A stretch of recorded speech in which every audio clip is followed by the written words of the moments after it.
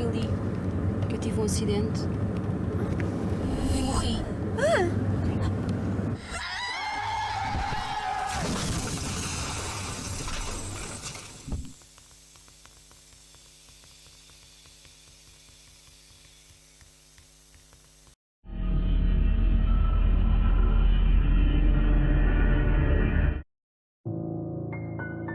I own a business in Michoacan, Mexico.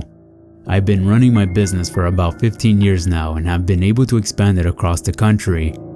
As the founder of my company, I can tell you right now, I spend a lot of my times flying, as business trips are the norm, so I'm barely home with my wife and kids. Despite going on a lot of trips, I would always be cautious as kidnappings and murders are the norm.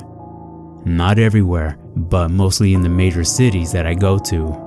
Well, this next trip was going towards a city that is notorious for crime, Ciudad Juarez. I've been there quite a few times, but never too long. I go in and leave as soon as possible.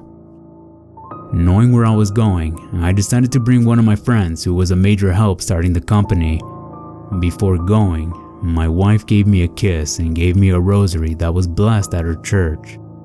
She told me to take it just in case, because we both know how crazy Juarez can be. I told her I'd be fine, but I still took it with me. So, next day goes by and my business partner and I get to the airport and arrive to Juarez within a few hours. The entire trip was fine, but I had this weird eerily feeling that I couldn't explain. So we grabbed our luggage and we were now in front of the airport. We didn't want to use the taxis that are parked right in front of the entrance. As I was about to call up an Uber, this guy approaches us and asked us if we needed a ride.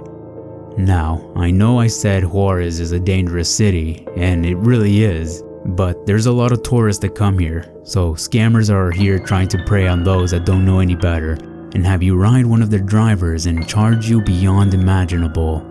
They sometimes ask for US currency as well, since that is worth way more money than Mexico's currency.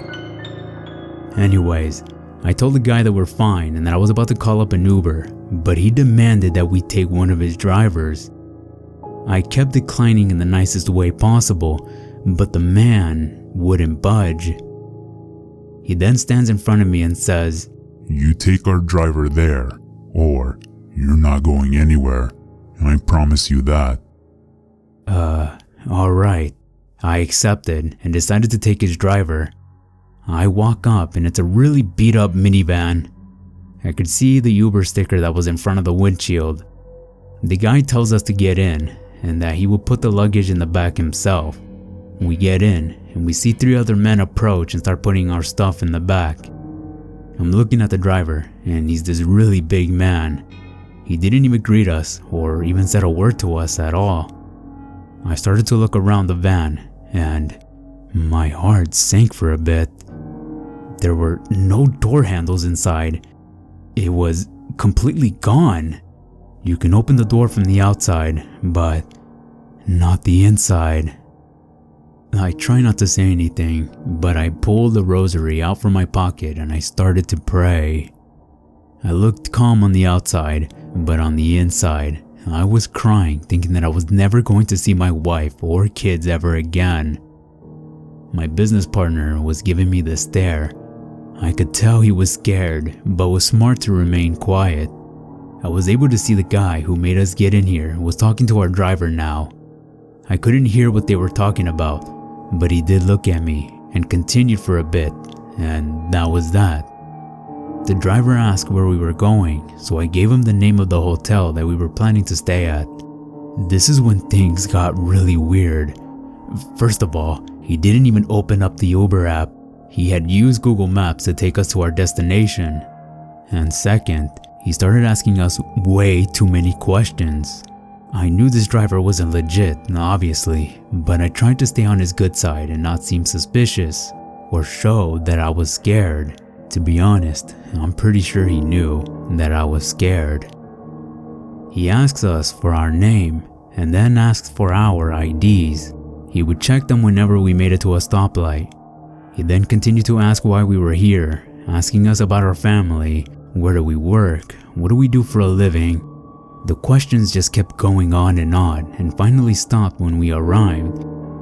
He gets out and opens the door from my side and tells us to get out and get our stuff. He didn't even ask for money, but out of kindness, I was planning to give him 500 pesos, which is around $20. He said he didn't need the money.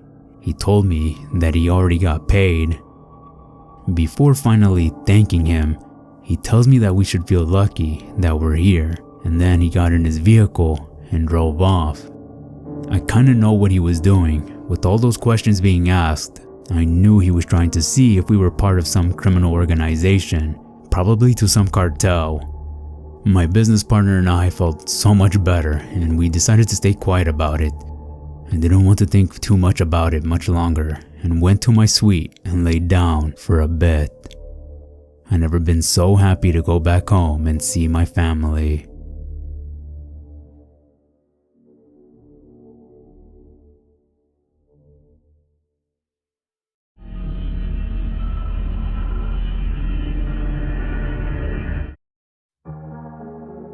This happened a few years ago, and sometimes I still have nightmares where I didn't manage to get away. Let me start off by saying this. I live in a pretty big city, lots of bars and clubs, and I have experience with partying and drugs. I have been in blackout drunk situations, and this was not that. I no longer go out on my own. That night, I had decided to go out with some of my friends, bar hopping. I mainly knew only one of the girls that I hung out with on the regular. The other two were more acquaintance or strangers. I was very outgoing and loved meeting people, so that was nothing new for me. We had a few drinks at a bar and continued on to the next one, having fun, great times. One of the girls that I didn't know pretty well pulled out the party stuff.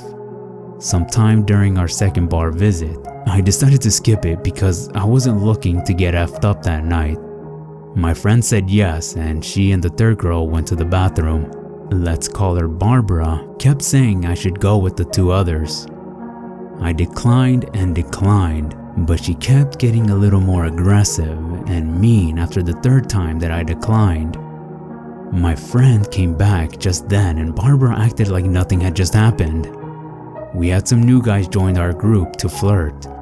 I'm in a relationship, but my friend and Barbara were not. By then, the second girl had left. Barbara and my friend were starting to get pretty messed up. I went to use the bathroom and text my boyfriend that I was coming home soon and saw that my phone was fucking dead. When I came back, the guys had gotten us shots. I was still pretty sober and declined the shot. Barbara shoved the shot into my hand, and to avoid a scene, I took it. I started to tell my friend that I was heading home. I was starting to feel pretty woozy myself, so I grabbed my things and their things and started shoving them to go. The guys that bought us the shots were protesting, but I wasn't getting resistance from the girls. I hailed a cab.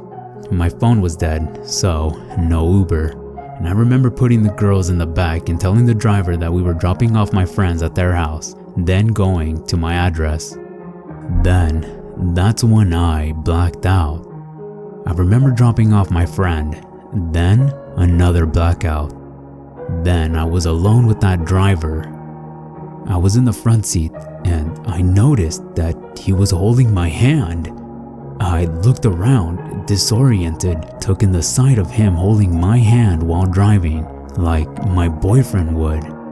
I saw my wallet in the center cup holder. The meter was off and was telling me that he was taking me to a romantic place. He said something along the lines of, "Stop talking about him. I told you." Which to me in hindsight indicates that I had told him already many times. He said he just wanted to pretend for a little and held my hand tighter.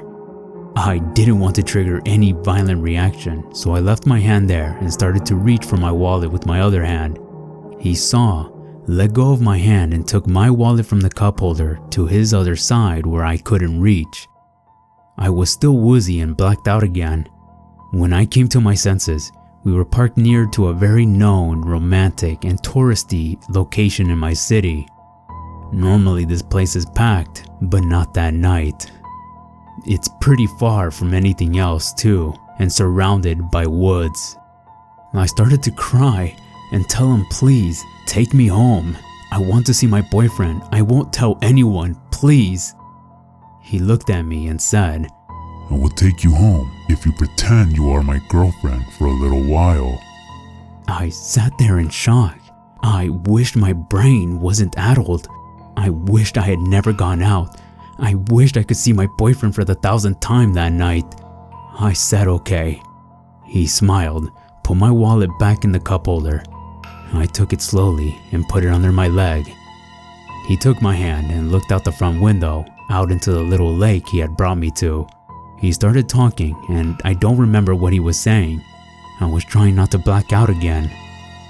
I waited for him to look at me and asked again, please, take me home. He said he would if I let him give me a kiss. I said no. He looked mad for a fraction of a second and squeezed the hand he was still holding. He leaned in fast and kissed me anyways. I kept my lips sealed tight against him, ready to fight, ready to bite, and scratch and not go down easy. He let go of my hand and backed away. He started the car and started our way back to civilization. I was crying silently as possible, trying not to be heard so he would forget I was there and want to touch me and hold my hand. I waited till we were near enough people that I could bolt out of the car and find another way home. I think he saw me grabbing my wallet from under my leg and knew my intention to jump out at the next red light. He snatched it again and said he would drive me. I just nodded, but then I didn't care about the wallet, my phone, or anything else. I was planning to jump out. No matter what, I was going to get home. I didn't know what time it was by then. I do know there were almost no cars driving in my usually busy city. No buses, no people. I didn't care anymore. He stopped at the red light. I unlocked the door and yanked it open and ran. I didn't look back, but I heard a car peel out of the intersection. He was running too. My phone was still dead. No wallet, so no money, and I was also really far from my house. I was still drowsy and crying. I had no idea of the time. I started walking home. Suddenly, I heard a car pull up near me and started running out of instinct. I heard a woman's voice yell out, "Hey, are you okay?" I stopped and swirled around, and the most beautiful person I have ever seen in the world was walking towards me slowly, hands out in front of her so as not to scare me, I guess. I started crying even harder, even more incoherent than I had ever been in my life. She hugged me so hard and asked for my boyfriend's number. She called him. He answered straight away. She started telling him where I was, that I was okay, and that she was taking me home. I cried the whole way back, trying to explain what had happened, but still woozy, still freaking out. It was so hard. So we drove in relative silence. When we got home, my boyfriend was waiting outside losing his mind. My savior gave me a phone number to call her when I felt better, and then drove off. It was 5 a.m. I left the bar at 10 p.m. and that's all I can remember. A week later, my wallet showed up in my mailbox. So yeah, taxi driver, I hope we never meet again.